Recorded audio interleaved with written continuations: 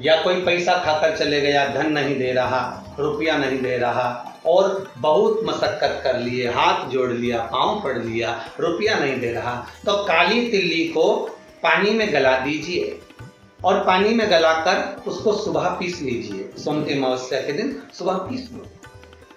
Piece कर एक कटोरी में उसमें पीला चंदन मिला लीजिए, उसको लेकर जाइए। एक लोटे में दूध और जल लेकर जाइए, 5 बेलपत्र लेकर जाइए। शंकर के मंदिर में पहुंचिए। शंकर जी के शिवलिंग को, वो जो तिल आपने पीसी है उस तिल को आप मिक्सर में मत पीसना, हाथ से कूटिए या कोई बेलन से या कोई वस्तु से उसको पीसिए और पीस कर उसका उत्तन तैयार करिए। उसमें चंदन मिलाकर शंकर के शिवलिंग को समर्पित करिए, शंकर के शिवलिंग को लगाइए। केवल शिवलिंग को ही नहीं, भगवान शंकर की संपूर्ण जलाधारी पर, जहाँ शंकर भगवान की बेटी अशोक सुंदरी है, कार्तिकेय जी हैं, गणेश जी हैं, उस पूरे जलाधारी में जहाँ पार्वती मैया भी विराजमान है, पूरी जलाधारी को समर्पित करिए। समर्पित कर कर त्रिपुंड लगाइए, अपनी 3 उंगलियां उसी चंदन पर फेर दीजिए। फेर कर अपनी कामना कर कर बेलपत्र चढ़ा दीजिए। 5 या 7 बेलपत्र आपके भाव से आप शिव को समर्पित कर दीजिए। समर्पित कर कर हाथ में कलश लेकर, दूध और जल मिला हुआ पात्र लेकर शंकर को समर्पित करिए और बाबा भोलेनाथ से विनती करिए कि जिस व्यक्ति ने हमारा धन खाया है, जिस व्यक्ति ने पैसा रख लिया या कोई लेकर चले गया या कोई ऐसा काम हो गया कि वो धन आ ही नहीं रहा है, बहुत तकलीफ में है, तो बाबा से विनती करो। मुझे पूरी उम्मीद है कि सोमती अमावस्या इस बार आप जो कर रहे हैं, अगली सोमती अमावस्या जब आएगी, इतनी प्रसन्न चित्त में आप ये पूजन करेंगे, वापिस करेंगे और पूरे परिवार समेत करेंगे। जब आपका धन आ जाएगा, वैभव हो जाएगा, तो आप वापिस उसको धारण करेंगे। फिर नहीं वे, और लिख के रखना, अगली सोमती को फिर करना। जब सोमती अमावस्या पड़े फिर उसको करिएगा, आपको फल अधिक मिलेगा। सोमती अमावस्या का फल ही यही है कि जिन वर कन्या का विवाह नहीं होता, जिन लड़का लड़की का विवाह नहीं होता, जिन पति पत्नी में आपसी में टकरार चल रहा हो, अदालत तक बात पहुंच गई हो, जिस घर में शांति नहीं रह रही हो, आपस में क्लेश बड़ा मचा हो, ऐसी हो गया मन में कि अब ये तनाव बहुत बढ़ गया है, संबंध टूट जाएगा, तो निवेदन है सोमती अमावस्या के दिन आप भी सोमती अमावस्या के दिन पीपल के वृक्ष के नीचे जाकर उस पीपल की पूजन कर कर उस पे कुंकु सिंदूर चंदन समर्पित कर कर कच्चे सूत से 7 परिक्रमा करिए। 7 बने तो 7, वैसे तो 108 लगाओगे तो आपके जीवन में सुखता आएगी। आप 108 फेरी लगाएं, चाहे दाने से लगाएं, चिरंजी से लगाएं, जिससे भी लगाएं, पीपल की पूजन करें, जल अर्चना करें। इतना निवेदन करता हूं कि आपके घर में अशांति नहीं हो सकती, परिवार में प्रेम जरूर करें। मेरा निवेदन, जिन कन्या और वर के विवाह नहीं हो रहे, वो सोमती अमावस्या के दिन जाकर बाबा पीपल के पेड़ की फेरी अवश्य दें। 108 नहीं बने 7 अवश्य दें। पूजन कर कर, दिया लगाकर, घी का दीप प्रज्वलित कर कर बड़े आनंद में पीपल देव का पूजन करें। और निवेदन, जिस व्यक्ति को रोग बहुत हो, चाहे शुगर हो, बीपी हो या घुटने में दर्द हो, कमर में दर्द हो या बहुत कष्ट का जीवन निकल रहा हो, यहाँ तक कैंसर जैसी भी बीमारी यदि आपको है, सोमती अमावस्या को मत छोड़ना। निवेदन है, एक पात्र जल जिसमें पीला चंदन, पात्र के जल में एक कलश में जल लीजिएगा, उसमें पीला चंदन घोल लीजिए। पीला चंदन घोलकर उसमें थोड़ी सी काली मिर्ची पीस कर मिला लीजिए। काली मिर्ची को पीस कर डाल दीजिए और उसमें 7 बेलपत्र उसके अंदर डाल दीजिए। 7 बेलपत्र के साथ में 7 वृक्ष के पत्ते, कोई भी वृक्ष जो आपके पास में हो, 7 वृक्ष के पत्ते उस कलश में डाल दीजिए। घर से निकलते समय पूरे घर का भ्रमण करते हुए, जिस व्यक्ति को रोग बहुत है उस व्यक्ति का स्पर्श कराते हुए वो जल शंकर भगवान के ऊपर समर्पित कर कर, थोड़ा सा जल बचाकर, पत्तियां सब शिव जी को चढ़ाकर, थोड़ा सा जल बचाकर शंकर की देहली पर चढ़ा दीजिए। शंकर की चौखट पर, भगवान शंकर के शिवलिंग की चौखट पर समर्पित करें। शिवलिंग की चौखट पर समर्पित कर कर उसी जल जो आपने देहली पर चढ़ाया है, उसी जल का भाग थोड़ा सा कटोरी में 1 चम्मच के बराबर लेकर आइए। जो व्यक्ति बीमार है उसके शरीर पर उसको छींटा दीजिए। 3 बार छींटा देना है, सुबह, दोपहर और शाम। उसके बाद में बाबा विश्वनाथ से प्रार्थना करिए, शाम के समय घर के बाहर एक घी का दिया अवश्य लगाइए। मुझे पूर्ण उम्मीद है सोमती अमावस्या श्रावण के महीने की रोग मुक्त करेगी, अधिक फल आपको प्रदान करेगी, सुख का अनुभव कराएगी, आपके जीवन का कल्याण करेगी। और निवेदन, सोमती अमावस्या हमारे जीवन को फलित करने वाली है, सुख देने वाली, आनंद देने वाली, हम उसका लाभ अवश्य लें। जो बच्चे पढ़ने में कमजोर है या कोई विद्या के लिए किसी एग्जाम में बैठ रहे हैं, गवर्नमेंट के एग्जाम में बैठ रहे हैं और बच्चे उस एग्जाम में पास नहीं हो पा रहे हैं या निकल नहीं पा रहे हैं, या कोई टीचिंग के लिए, बैंकिंग के लिए आप अप्लाई कर रहे हो, नहीं हो रहा है, निवेदन है सोमती अमावस्या कल पड़ रही है, 2 स्वस्तिक आपको बनाना है। कितने स्वस्तिक बनाना है? 2 स्वस्तिक। एक स्वस्तिक कुंकू का पीपल के पेड़ पर बनाना है आपको। पीपल के पेड़ पर बनाने के बाद में जमीन पर, भूमि पर एक घी का दिया लगाना है। दूसरा स्वस्तिक शंकर के मंदिर की चौखट पर आपको बनाना है, किसी भी एक साइड में, चाहे राइट में बना लें चाहे लेफ्ट में बना लें। शंकर के मंदिर पर जो स्वस्तिक बनाओगे वो पहले पीपल के वृक्ष के बनाना है। पीपल के वृक्ष के बनाने के बाद में शंकर के मंदिर में शाम के समय आप जाकर स्वस्तिक बना सकते हैं। दोपहर से लेकर शाम तक कभी भी स्वस्तिक बनाएं और एक घी का दिया वहां रखा है। बस इतना याद रखना, पीपल के पेड़ के नीचे जो स्वस्तिक बनाओगे वहां जो घी का दिया लगेगा उसमें गोल बत्ती लगेगी, फूल बत्ती लगेगी। शिव मंदिर की चौखट पर जो दिया लगाओगे उसमें 2 बत्ती लगेगी, लंबी वाली, लंबी बत्ती 2 लगेगी घी की। वो बत्ती आपको शंकर के मंदिर पे दिया कहाँ रखना है? जहां स्वस्तिक बनाओगे उसी के ऊपर 2 बत्ती का दिया लगाओगे। उस समय पर दिए का जो बत्ती है उसका मुख अपनी ओर होना चाहिए और भगवान शंकर की चौखट पर प्रणाम कर कर, निवेदन कर कर, नमन कर कर आप आइए। आपके जीवन में सफलता प्राप्त होगी। आप जिस चीज की कोचिंग कर रहे हो, जिस चीज में उतरना चाहते हो, आपको वह फल प्राप्त होगा। शिव महापुराण के अंतर्गत या लिंग पुराण के अंतर्गत या नर्मदा पुराण के अंतर्गत, नारद पुराण के अंतर्गत हम जब सोमती का महत्व श्रवण करते हैं, कई बार आपको हमने शिव महापुराण में भी सोमती अमावस्या के महत्व को समझाया है।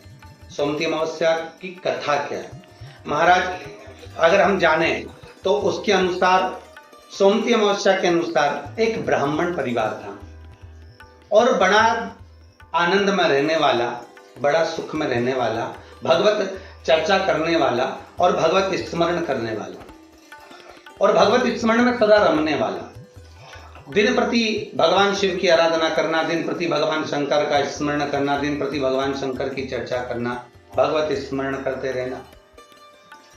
इनकी एक पुत्री थी, ब्राह्मणों की कन्या। उस कन्या का शिव महापुराण में सुंदर भाव वर्णन किया गया है उमाखंड के अंदर कि इस कन्या का विवाह योग नहीं था।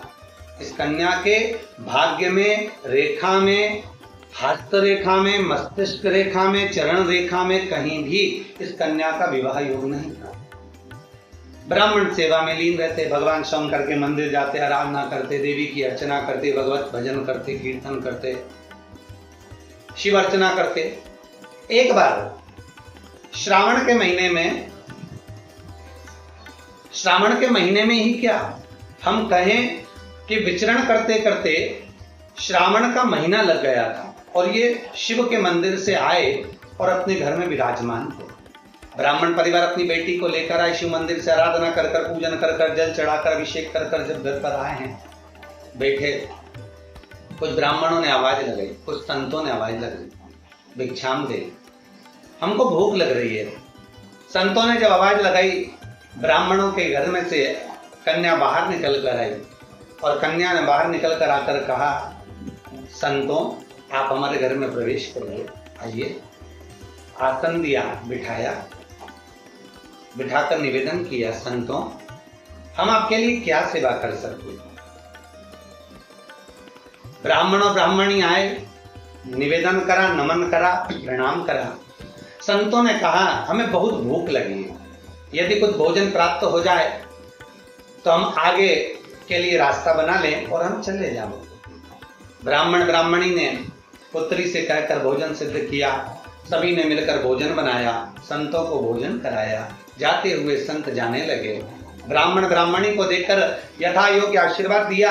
आशीर्वाद देने पर ब्राह्मणों ने एक निवेदन करा, ब्राह्मण ब्राह्मणी ने निवेदन करा कि हमारा केवल इतना सा निवेदन है गुरुदेव, संत देव, हमारी बेटी का विवाह नहीं हुआ, इसका योग नहीं बनता, इसका संबंध नहीं हो रहा, हमारी बेटी का विवाह करना। संतों ने उसी समय पर कन्या के हस्तकमल को जब देखा, कन्या के हस्तकमल को देखकर कहा कि इस बेटी के भाग्य में तो विवाह का योग ही नहीं है, इसका संबंध नहीं होगा, और मान लो यदि इसका संबंध हो गया, इसका विवाह हो गया, तो इसका पति जीवित नहीं रह सकता। इतने कठिन योग इसके हैं और इसका संबंध नहीं है। ब्राह्मणों ने निवेदन करा, कुंवारी बेटी घर में बैठी रही है, कहां तक सिद्धता है महाराज, कुछ कृपा करिए। संतों ने कहा बस एक काम हो सकता है, एक शिव भक्तन, शंकर की भक्तन, शिव की आराधना करने वाली एक सोना धोवन है। वो सोना धोवन जो जिसका नाम है सोना और धोबी का काम करती है, कपड़े धोने के लिए जाती है, वस्त्र आदि धोती है और भगवान शंकर का भजन करती है। नित्य प्रति का नियम उसका शिव मंदिर में जाना, शंकर की आराधना करना, शंकर को जल चढ़ाना, समर्पित कर कर शिव मंदिर में पोछा लगाना, झाड़ू लगाना, बुआरी लगाना और शिव मंदिर को सुगंधित पुष्पों से सजा देना। सोना धोवन का एक नियम था। पूरे परिवार में शिव चर्चा करती थी, भगवान की आराधना में डूबी रहती थी सोना धोवन। संतों ने कहा यदि ये आपकी बेटी, आप ब्राह्मण तो हैं, ब्राह्मण कुल में जन्म लिया है आपने, पर आपकी बेटी जो शिव का भक्त है, सोना धोवन जो शिव की आराधना करने वाली है, हमारे यहाँ कितना सुंदर कहा कि दासों के भी दास यदि हम बन जाए, हम दासों के भी अगर दास बन गए, हम भगवान शंकर की सेवा करने वाले की ही केवल सेवा कर लिए। कितनी प्रसन्नता होती है जब सुनते हैं कि केदारनाथ लोग जाते हैं, अमरनाथ लोग जाते हैं, श्रावण के महीने में लोग अमरनाथ की यात्रा करने जाते हैं, तो कई लोग कहते हैं कि गुरुदेव हम जब अमरनाथ की यात्रा कर कर आए तो हमने देखा कि वहाँ बहुत भंडारे चल रहे हैं, लंगर चल रहे हैं, लोग नए नए पकवान अमरनाथ आने वाले यात्रियों को खिला रहे हैं, खूब सुंदर व्यवस्थाएं दी जाती है। तो यहाँ तो शास्त्र कह रहा है कि शंकर के दरवाजे की चौखट पर भी यदि कोई सेवा कर रहा है, बुआरी काट रहा है, कोई शिव के मंदिर की आराधना कर रहा है, यदि हमने उसकी भी सेवा कर दी और वो निस्वार्थ भाव से सेवा कर रहा है और उसकी भी यदि हमने सेवा कर दी तो शंकर प्रसन्न हो जाते हैं। तो संत कह रहे हैं अगर आप ब्राह्मण की पत्नी से कहा कि अगर आपकी पुत्री ये ब्राह्मण कन्या सोना धोवन के यहाँ जाकर अगर सोना धोवन की थोड़ी सी सेवा कर ले, मात्र 7 दिवस तक सेवा कर ले, तो इस कन्या का भाग्य बदल जाएगा। अब सोना धोवन तो सत्संग में लगी रहती, भजन में लगी रहती, शिवाराधना में लगी रहती, नमः शिवाय ओम कहती रहती, उसका नियम नमः शिवाय ओम का स्मरण नित्य प्रति करती, श्री शिवाय नमस्तुभ्यम का जाप करती, शंकर के भजन में डूबी रहती। कन्या को मालूम पड़ा, माता पिता ने कहा बेटा सोना धोवन है, ब्राह्मण कुल में तुम्हारा जन्म हुआ है, तुम जाकर सेवा करो, हम भी कहते हैं, मना नहीं है, पर जगत क्या कहेगा। बेटी कहती है माँ यदि संत के मुख से निकली हुई वाणी सिद्ध होती है तो मुझे सेवा करने में क्या दिक्कत है, मैं सेवा करने को तैयार हूं ना। अब बेटी प्रातः में जल्दी उठ जाती और ब्राह्मण कन्या उठकर तुरंत सोना धोवन के घर पहुंच जाती। सोना धोवन की एक बहू और बेटा थे, सोना धोवन का पति था घर में। ये सब उठे उससे पहले ये घर में प्रवेश कर कर झाड़ू लगाकर, पोछा लगाकर, वस्त्र आदि धोकर और ब्राह्मण कन्या पूरे घर की बुआरी कर कर, दीप प्रज्वलित कर कर सोना धोवन के दरवाजे पर दीप लगाकर और आ जाते। अब सोना धोवन 4 दिन 3 दिन निकले और 3-4 दिन निकलने पर बहू से कहा बेटा तो इतनी जल्दी जग जाती है, सारी सेवा करके पूरे घर का सफाई कर देती है, मुझे मौका ही नहीं देती आजकल। बहू बोली माँ मुझे तो लगा कि आप सुबह जल्दी उठते होगे। तो माँ को लगा कि बहू उठती है, बहू को लगा कि सास उठती है। दोनों ने विचार करा कि फिर अपने घर में आकर इतनी सेवा कर कर झाड़ू आदि बुआरी आदि कौन कर कर जा रहा, देखे तो सही, कौन कलश भर कर जाता है जल का शंकर जी के लिए, कौन फूल रख कर जाता है शिव जी के लिए, कौन बेलपत्र रख कर जाता है शिव जी के लिए, कौन इतनी सामग्री जुटा कर जाता है शंकर जी के लिए, कौन चंदन घिस कर जाता है शिव जी के लिए, मुझे देखना है। अब बहू और सास एक बार दोनों ने उठकर प्रातः में जल्दी देखा, ब्राह्मण कन्या सुबह आई, बुआरी झाड़ू लगा रही थी, चंदन आदि घिस रही थी, और सोना धोवन ने उसको देख लिया, देखकर उसके चरणों में गिर गई। सोना धोवन उस ब्राह्मण कन्या के चरण में गिरी, प्रणाम किया, नमन किया, बेटा आप ब्राह्मण कुल की बेटी हो, आप मेरे घर में बुआरी काट रही हो, मुझे दोष लगेगा, आप ये क्या कर रही हो, आपसे निवेदन है आप ऐसा ना करिए, मुझे दोष लगेगा, मैं शिव की आराधना करती हूँ। कन्या ने हाथ जोड़कर निवेदन करा सोना धोवन से, माता जी मेरे हस्त कमल में, मेरे भाग्य में पति का सुख नहीं है, मेरे भाग्य में विवाह नहीं है, पर मुझे संत ने कहा है यदि शिव भक्तन सोना धोवन के अगर केवल सेवा ही मिल गई तो उससे तुम्हारा भाग्य खुल जाएगा, उससे तुम्हारे हस्त कमल में विवाह योग आ जाएगा। आप कृपा करिए, मेरे पिताजी ने जो वर ढूंढा है उससे मेरे पिताजी विवाह करना चाहते हैं, पर मेरे भाग्य में लिखा है कि विवाह के बाद भी मेरा सौभाग्य समाप्त हो जाएगा, आप कुछ कृपा करेंगी? क्यों नहीं, अगर मेरे द्वारा आपका हित होता है तो हित करने में क्या दिक्कत है, अपने माध्यम से अगर किसी का भला हो रहा है जरूर हो। सोना धोवन ने कहा आपके विवाह में मैं पहुंचूंगी और अपना सौभाग्य आपको प्रदान करूंगी। संत ने कहा था मां कि सोना धोवन के मस्तक का सिंदूर यदि तेरे मस्तक पर आ जाएगा तो तेरा बाल भी बांका नहीं होगा।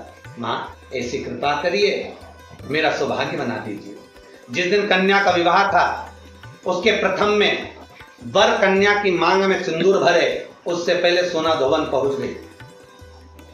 जैसे ही सोना धोवन ने अपनी मांग का सिंदूर निकाल कर जैसे ही उसी पल कन्या के मस्तक पर दिया, कन्या के मस्तक पर देते ही सोना धोवन का जो पति था एक जगह पर बैठा हुआ था, उसका पति के प्राण निकल गए, क्योंकि सोना धोवन को लगा था। सोना धोवन ने जाते जाते अपनी बहू से कह दिया था ससुर का ध्यान रखना।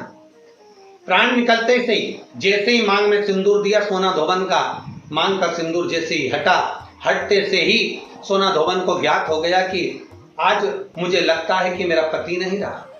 नैनों से नीर बहा।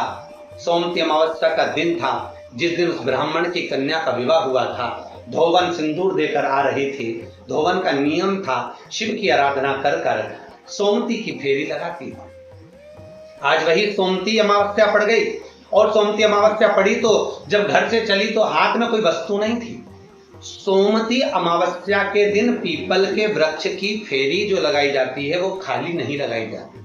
चाहे कच्चे सूत से लगाओ, चाहे 108 आप हल्दी की गठान रख लो, चाहे आप कमल गट्टा रख लो, चाहे आप सिंदूर की डब्बी रख लो, चाहे आप दाग चिरौंजी रख लो, पर 108 वस्तु होना जरूरी है। सोना धोवन के हाथ में कुछ भी नहीं था। पीपल के वृक्ष को देखा, सोमती अमावस्या है और मेरा नियम है मैं सोमती अमावस्या को 108 फेरी देती हूं अखंड सौभाग्य के लिए। लगा उधर पति तो चला गया था। सोना धोवन ने एक ईंट पड़ी हुई थी, ईंट के 108 टुकड़े कर लिए, और ईंट के 108 टुकड़े कर सोना धोवन ने पीपल के वृक्ष के नीचे पहुंचकर पीपल देव में, जिसमें 52,000 ब्राह्मणों का वासा होता है, जिस पीपल में सारी सिद्धियां प्राप्त होती है, जिस पीपल में स्वयं लक्ष्मी नारायण के साथ निवास करती है, जिस पीपल में स्वयं सूर्यदेव शनि महाराज और यमराज को विराजमान करते हैं, उस पीपल में जिसमें ब्रह्मा विष्णु शिव सदा निवास करते हैं, ऐसे पीपल की जब फेरी लगाना सोना धोवन ने चालू करी तो महाराज शिव महापुराण की कथा कहती है, सुंदर नर्मदा पुराण की कथा कहती है, 108 ईंट की खोड़ से, ईंट के टुकड़े से जब सोना धोवन की फेरी पूर्ण हुई, जैसी पूर्ण होती है सोना धोवन अपना पल्लू पसार के प्रणाम जैसी करती है, पीपल के वृक्ष पर जो सिंदूर लगा था सोना धोवन ने जैसे अपनी मांग में भरा, वैसे उसका पति वापस जीवित हो गया, वापस जीवित हो गया। शिव महापुराण के अंतर्गत या लिंग पुराण के अंतर्गत या नर्मदा पुराण के अंतर्गत, नारद पुराण के अंतर्गत हम जब सोमती का महत्व श्रवण करते हैं, कई बार आपको हमने शिव महापुराण में भी सोमती अमावस्या के महत्व को समझाया है कि सोमती अमावस्या का महत्व क्या है, सोमती अमावस्या का लाभ क्या है, हम शंकर की कैसे आराधना कर सकते हैं, हम शंकर को कैसे प्राप्त कर सकते हैं, शिव को पाने का तरीका क्या है, और वो भी श्रावण के महीने में। सोमती साल भर में सोमती अमावस्या 1 या 2 पड़ती है, अर्थात भगवान शंकर मां पार्वती के साथ में निरंतर विहार करने के लिए श्रावण के महीने में इस सोम पुष्प के अंतर्गत काशी में, उज्जैनी में, ओमकारेश्वर में, सोमनाथ में, केदारनाथ में, वैद्यनाथ में, मल्लिकार्जुन में, नागेश्वर में, अर्थात जितने भी बाबा के 12 ज्योतिर्लिंग हैं, इन ज्योतिर्लिंग में मेरे बाबा पार्वती के साथ में विचरण करते हैं। और बाबा विचरण तो करते ही हैं, साथ में माता पार्वती के अनुसार माता पार्वती जी स्वयं शिव की आराधना करती हैं और शंकर से वर प्राप्त करती हैं। तो ये वो सोम पुष्प है, ये वो सोमती अमावस्या है जो श्रावण के महीने में पड़ी है, जिसका लाभ